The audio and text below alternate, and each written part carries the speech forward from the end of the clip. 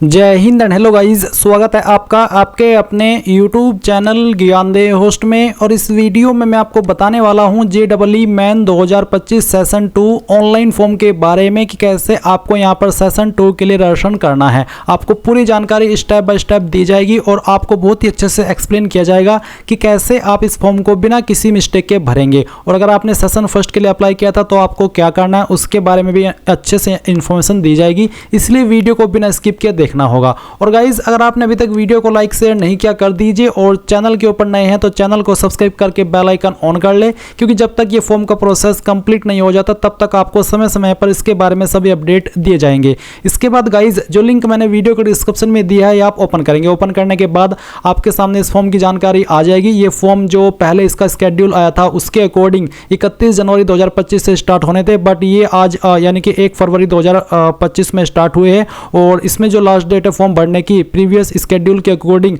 वो 24 फरवरी 2025 थी। May be एक दिन या 2 दिन आपको एक्स्ट्रा मिल सकते हैं, मिलेंगे तो अच्छी बात है। तो आप यहाँ पर पूरी इंपॉर्टेंट डेट्स अच्छे से इस टेबल के अंदर देख सकते हैं।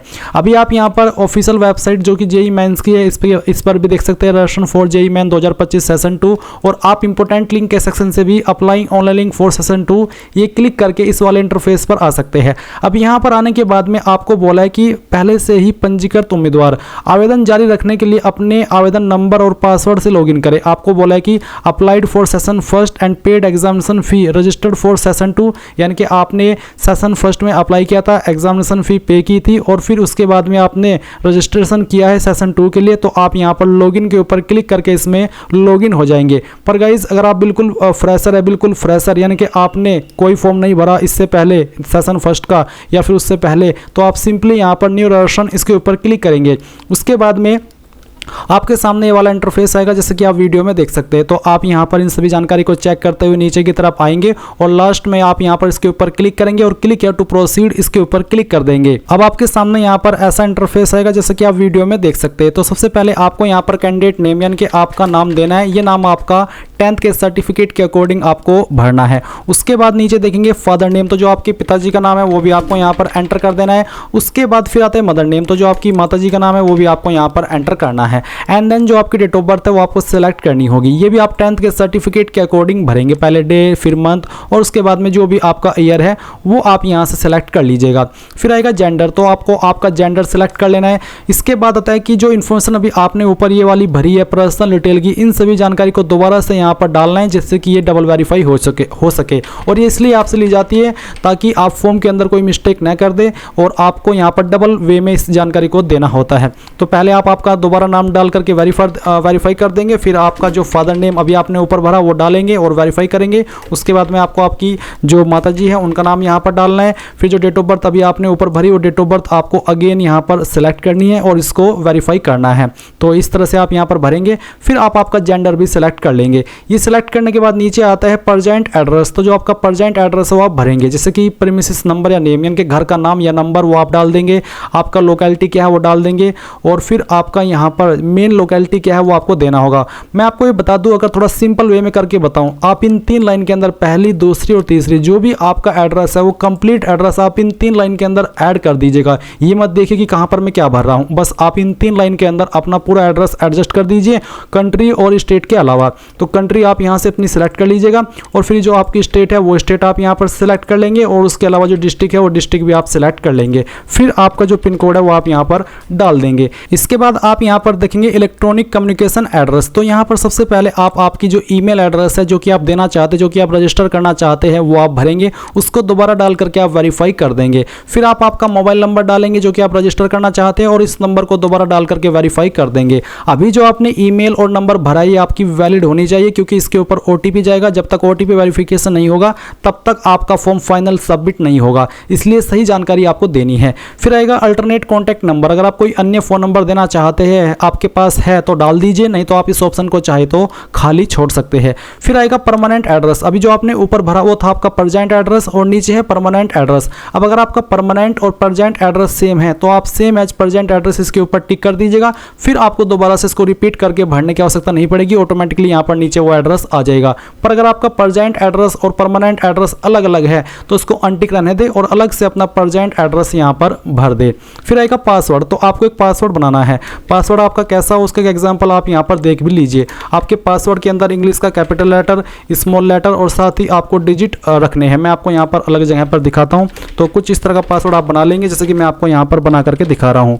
तो इसमें कैपिटल लेटर भी है, स्मॉल लेटर भी है, स्पेशल कैरेक्टर भी है और डिजिट भी है। तो कुछ इसी तरह का पासवर्ड बनाना होगा, उसको दोबारा डाल करके वेरीफाई करना होगा। एक सिक्योरिटी क्वेश्चन आपको यहाँ पर सेलेक्ट कर लेना है। ये सिक्योरिटी क्वेश्चन आप आपकी चॉइस के अकॉर्डिंग भरेंगे और इसका आंसर आपको यहाँ पर जो आपको रखना है अपनी मर्जी से वो रख लेना है। ये आपको तब काम आता है जब आप आपका पासवर्ड भूल जाते हैं और आप उसको रिकवर करने की कोशिश करते हैं। तो उस समय आपको इस क्वेश्चन को सिलेक्ट करके इसका यही वाला आंसर देना होता है जो कि अभी आपने बनाया है, तब आपका पासवर्ड रिसेट होता है।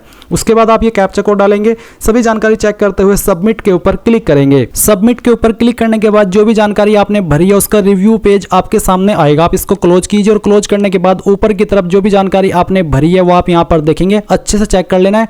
आपने डबल जानकारी तो यहाँ पर भरी ली है, पर फिर भी आपको एक और मौका दिया है इन सभी जानकारी को चेक करने का। जब आपको लगे कि यहाँ सभी जानकारी सही है तब आप मेरा नाम, अभिभावक का नाम, माता का नाम, जन्मतिथि, email ID, mobile number, address, gender, इन सभी के ऊपर टिक करेंगे। इनके ऊपर टिक करने का मतलब यही है कि हाँ आपने डबल चेक कर लिया है। फिर आप आई एग्री करेंगे और उसके बाद जब आप पूरी तरीके से श्योर हो तभी आप सबमिट कीजिएगा, नहीं तो एडिट रेशन फॉर्म के ऊपर क्लिक करके इस जानकारी को आप अभी भी एडिट कर सकते हैं। और अगर सही है तो सबमिट एंड सेंड ओटीपी इसके ऊपर क्लिक करेंगे और यहाँ से यस कर देंगे। अब यस करने के बाद में जो अभी आपने नंबर रजिस्टर किया है उसके ऊपर गाइज एक ओटीपी जाएगा, वो ओटीपी आप यहाँ पर डाल देंगे और उसके बाद में सबमिट रेशन फॉर्म इसके ऊपर क्लिक करेंगे। तो मैं आपको यहाँ पर लाइव ही ये जो ओटीपी मुझे मिला है वो मैं आपको डाल करके दिखा रहा हूँ ताकि आपको पूरा प्रोसेस लाइव वे में दिखा पाऊँ। तो चलिए हम यहाँ पर इसको डालते हैं। ये डालने के बाद में आप सबमिट रेशन फॉर्म इसके ऊपर क्लिक करेंगे और इसके ऊपर क्लिक करने के बाद में आपका ओटीपी वेरीफाई हो जाएगा।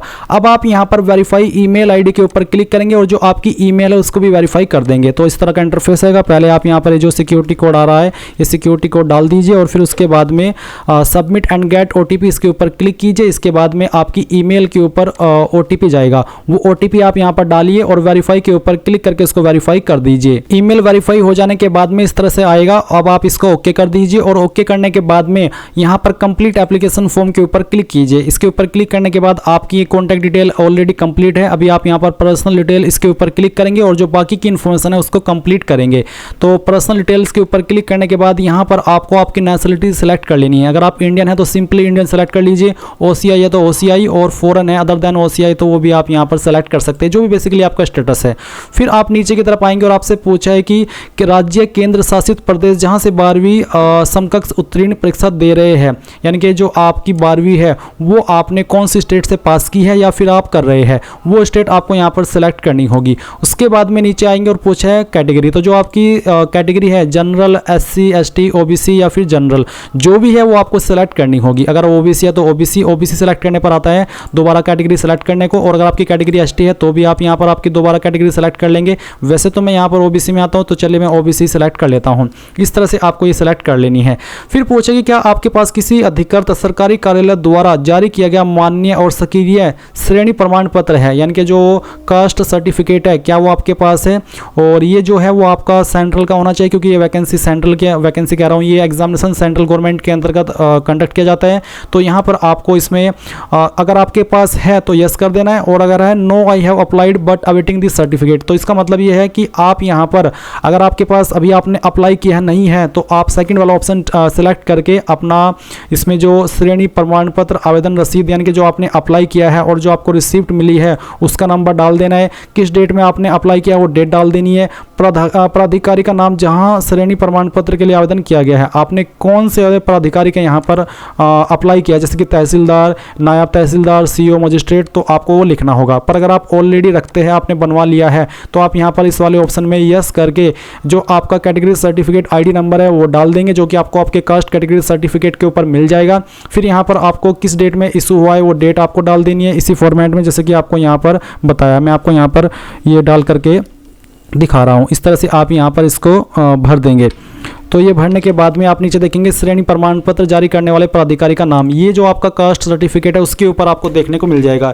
ये सर्टिफिकेट जनरली तहसीलदार, नायब तहसीलदार, मजिस्ट्रेट, सीओ इन पोस्ट के अधिकारी द्वारा जारी होता है। आपको आपका सर्टिफिकेट चेक करना है। उसमें एक जगह सक्षम अधिकारी लिखा होता है नीचे की तरफ जहां पर मोहर लगी हुई होती है, और सक्षम अधिकारी के बाद में उस अधिकारी की पोस्ट का नाम लिखा होता है जिसने वो जारी किया है। तो वो एक बार आपको चेक कर लेना है, आपको पता चल जाएगा कि हाँ किसने जारी किया है, और फिर उसी पोस्ट का नाम आप यहाँ पर लिख दीजिएगा।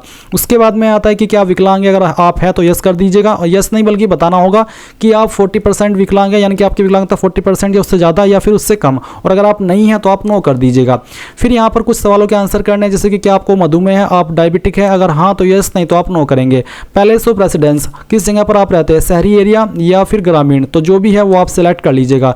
फिर वार्षिक पारिवारिक आय कितनी है, उसकी एक रेंज आपको सेलेक्ट कर लेनी है जो भी है। उसके बाद में तैयारी का तरीका, किस तरह से आप तैयारी कर रहे हैं, आपका मोड ऑफ प्रिपरेशन क्या है, इनमें से कोई भी एक रीजन सेलेक्ट कर लीजिए जो भी आप करना चाहते हैं या फिर जो भी आपका स्टेटस है।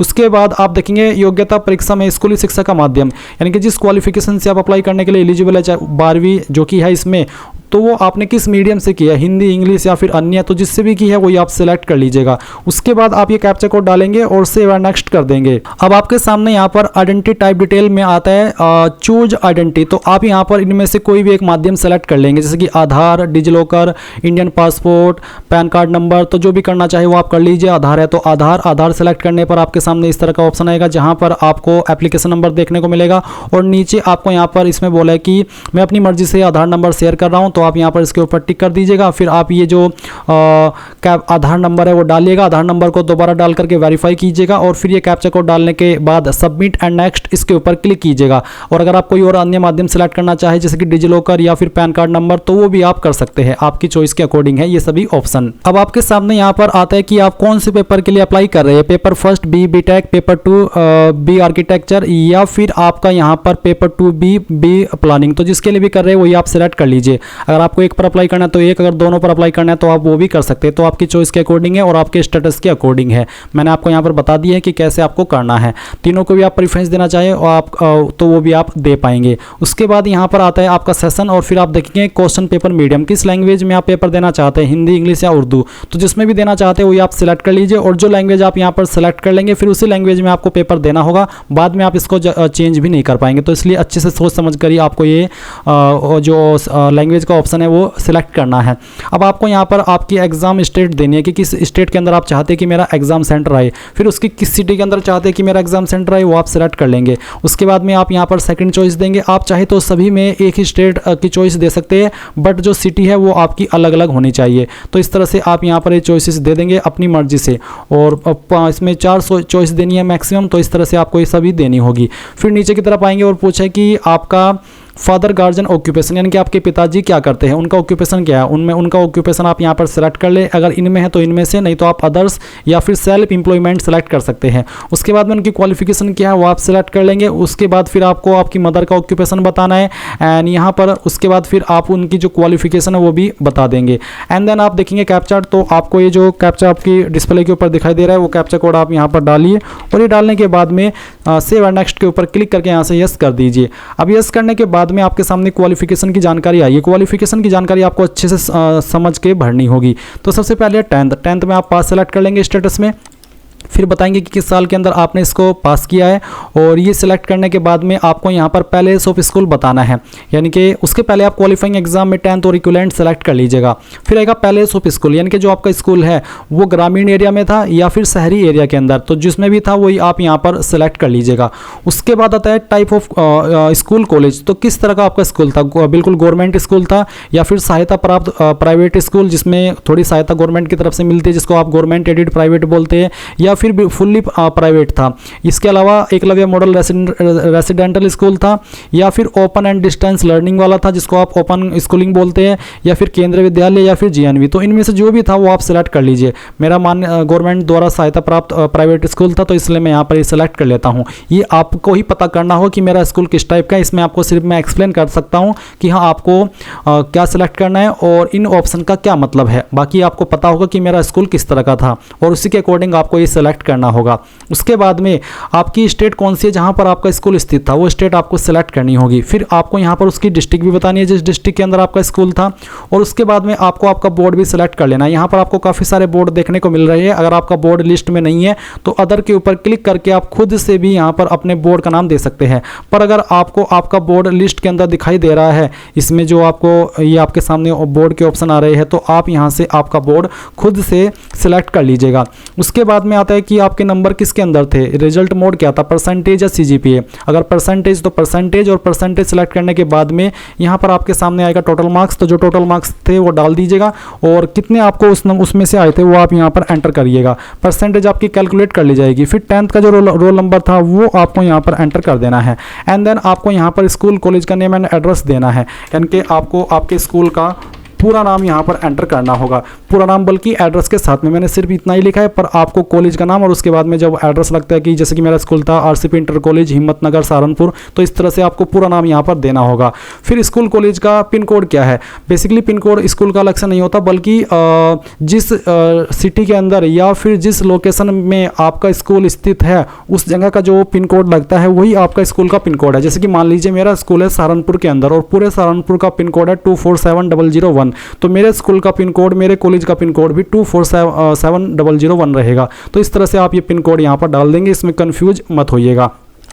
अब आपको 12वीं की जानकारी भरनी है। अगर आप 12वीं पास कर चुके तो पास सेलेक्ट कर लेंगे, या फिर अभी आप इस साल कर रहे हैं, अभी आप अपेयरिंग है तो आप अपेयरिंग सेलेक्ट कर लेंगे, और यहाँ पर आपका पासिंग ईयर ऑब्वियसली 2025 ही रहेगा, तो 2025 यहाँ पर आ चुका है। बाकी आप यहाँ पर इसमें देखेंगे क्वालिफाइंग एग्जाम, तो कौन सी क्वालिफिकेशन के माध्यम से आप इसमें अप्लाई करने के लिए एलिजिबल हो रहे हैं, वो क्वालिफिकेशन आपको सेलेक्ट करनी होगी। पहले मैं आपको बता दूँ कि अगर आप अपेयरिंग ना हो और आपने पास कर ली है 12वीं, तो आप पास सेलेक्ट करेंगे और उसके बाद में बताएंगे कि कौन से साल के अंदर पास किया, 2023 या फिर 2024। फिर यही वाला ऑप्शन है क्वालिफाइंग एग्जाम, इसमें कि a diploma recognised by AICTE और ए स्टेट बोर्ड और technical education of at least 3 year duration only for admission to IITs।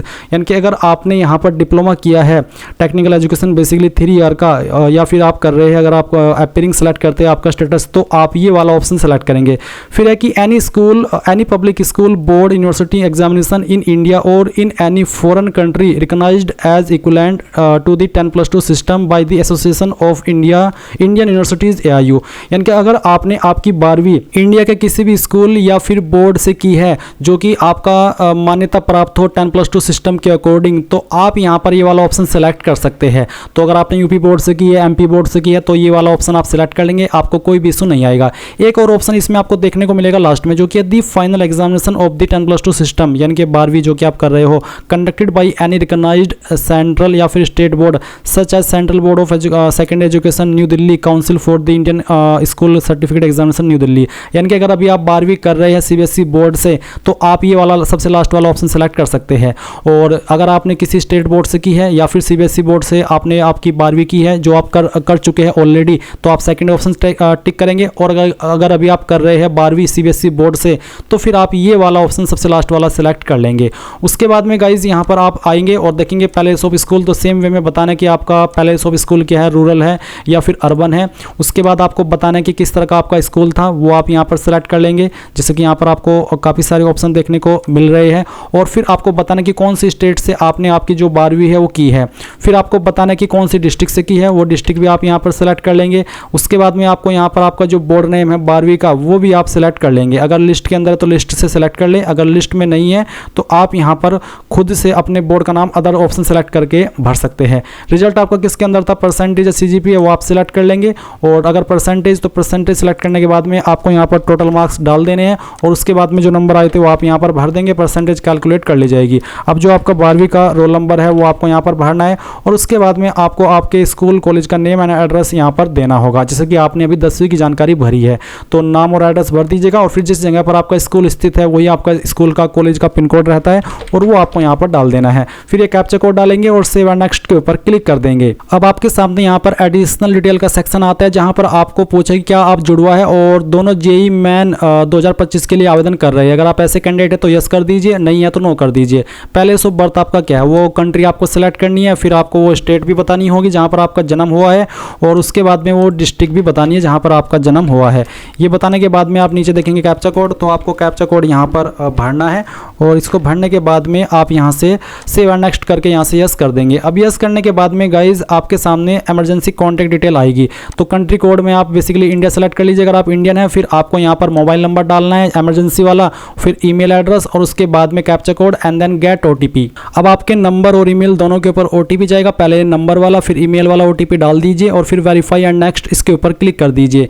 इसके ऊपर क्लिक करने के बाद में आपका ये जो ओटीपी वेरिफिकेशन है वो हो जाएगा और यहाँ पर अब आपको कुछ डॉक्यूमेंट अपलोड करने हैं। डॉक्यूमेंट अपलोड करने से पहले आपको यहाँ पर इनके जो पॉइंट्स हैं वो अच्छे से समझ लेने हैं। बोला है कि जिन उम्मीदवारों ने आधार के अलावा अन्य तरीकों से अपनी पहचान सत्यापित की है उन्हें निम्नलिखित फाइल नाम प्रारूप के साथ अपना पहचान प्रमाण पत्र अपलोड करना आवश्यक है।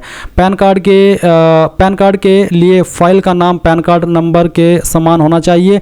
पासपोर्ट भारतीय गैर भारतीय के लिए फाइल नाम पासपोर्ट के अंतिम 4 अक्षर होने चाहिए। बेसिकली आपको यही बताया कि अगर आपने जब आपने अभी इसमें आइडेंटिटी डिटेल भरी थी वहाँ पर आपने आधार कार्ड के अलावा कोई अन्य ऑप्शन सेलेक्ट किया है तो उसमें आपको उस आईडी के बाद के नंबर देने हैं। जैसे कि पैन कार्ड के लिए फाइल का नाम पैन कार्ड नंबर के समान होना चाहिए, यानी कि जो पैन कार्ड नंबर है वही पैन कार्ड नंबर आपको देना होगा। और अगर आपने पासपोर्ट चुना है तो पासपोर्ट के 4 अंतिम वर्ड आपको उस आईडी को देने हैं। जैसे कि यहाँ पर आपको उनके नाम बोले भी हैं। अब आप फोटो जो अपलोड करेंगे उसमें 80% फेस आपका दिखना चाहिए। फॉर्मेट जेपीईजी या फिर जेपीजी का, साइज 10 से 300 KB के बीच में, और जो फाइल नेम देना है वो देना है फोटो अंग्रेजी के बड़े अक्षरों में, जो कि आप यहाँ पर देख सकते हैं। तो चूज फाइल के ऊपर क्लिक करेंगे और जहाँ पर भी आपकी फोटो फाइल है वो आपको यहाँ पर सेलेक्ट कर लेनी है। तो मैं आपको यहाँ पर इसको अपलोड करके दिखाता हूँ। मैंने फाइल सेलेक्ट की, इसको ओपन किया, इस तरह से आएगी। आप अपलोड ओरिजिनल के ऊपर क्लिक कर दीजिएगा और फिर अपलोड के ऊपर क्लिक कर दीजिएगा। उसके बाद में आपका जो फोटो है वो यहाँ पर अपलोड हो जाएगा और आप इसको क्लिक या टू इसके ऊपर क्लिक करके व्यू भी कर सकते हैं। अब आप आपका सिग्नेचर अपलोड करेंगे। इसका साइज 10 से 50 KB के बीच में रखा है। तो जहाँ पर भी आपके सिग्नेचर की फाइल है वो आपको यहाँ पर सेलेक्ट कर लेनी है। इसको इस तरह से आपको सेलेक्ट करना होगा। फिर यहाँ से आप इसको ओपन करेंगे। ओपन करने के बाद अपलोड ओरिजिनल और फिर यहाँ से अपलोड के ऊपर क्लिक कर देंगे तो आपका सिग्नेचर भी यहाँ पर अपलोड हो जाएगा। फिर आता है क्लास 10th सर्टिफिकेट। तो जो आपका क्लास 10th का सर्टिफिकेट है ये आपको PDF के फॉर्मेट में अपलोड करना है। अब मान लीजिए ये जो सर्टिफिकेट है वो आपका इमेज में है, आप इसमें सर्टिफिकेट या मार्कशीट अपलोड कर सकते हैं। तो आपको इसको PDF के अंदर कैसे कन्वर्ट करना है, आपको गूगल के अंदर आना है और सर्च करना है इमेज टू PDF। ये जो आप सर्च करेंगे और उसके बाद में जो पहली वेबसाइट आएगी ये आप ओपन करेंगे। सेलेक्ट JPG इमेज के ऊपर क्लिक करेंगे और जो आपकी 10th की मार्कशीट है उसका फोटो आप यहाँ से सेलेक्ट कर लेंगे या जो आपने अपने डिवाइस के अंदर रखा है। अगर आपकी मार्कशीट और सर्टिफिकेट अलग अलग है तो दोनों इमेज सेलेक्ट कर लीजिएगा। उसके बाद में कन्वर्ट टू PDF कीजिएगा, डाउनलोड PDF कीजिएगा। PDF के अंदर आपकी फाइल बन चुकी है और फिर आपको यहाँ पर वो अपलोड करनी है। जैसे कि आप यहाँ पर चूज फाइल के ऊपर क्लिक करेंगे, जहाँ पर आपने अभी फाइल सेलेक्ट करके डाउनलोड किया उसको ओपन कर लेंगे और यहाँ से आपको इसको अपलोड कर देना है। इसमें बोला है कि सर्टिफिकेट फाइल ये होना चाहिए, तो मैं चलिए इसको फाइल नेम यही देता हूँ, क्योंकि जब तक आप फाइल नेम वो वाला नहीं देंगे तो वो अपलोड नहीं हो पाएगा। तो मैं यहाँ पर ऑलरेडी इस फाइल का नाम दे रखा हूँ। मैं इसको सेलेक्ट करता हूँ, ओपन करता हूँ, तो इस तरह से आपकी फाइल आ चुकी है और आप अपलोड के ऊपर क्लिक करेंगे तो ये अपलोड भी हो जाएगी। मैं डेमो के लिए फॉर्म को भर रहा हूँ तो मैंने एक रैंडम फाइल यहाँ पर अपलोड की है। उसके बाद में आप आइडेंटिटी प्रूफ अपलोड करेंगे।